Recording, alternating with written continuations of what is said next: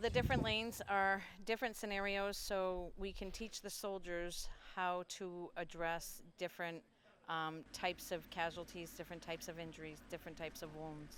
Today we did shock, we did burn, broken leg, and we did gunshot wound. Check you over, right? They learned a lot. They asked questions, and the more we did it, they got better with it. I think that when we do AT, it is definitely beneficial to keep everything fresh in the soldiers' minds. So I think it's beneficial for every unit. Down again. I feel like the unit has always had great communication. Ready? Now. I'll see if we got one PTW. We have always been able to be given a mission and clear it out. Delta 6-3, 990 follow.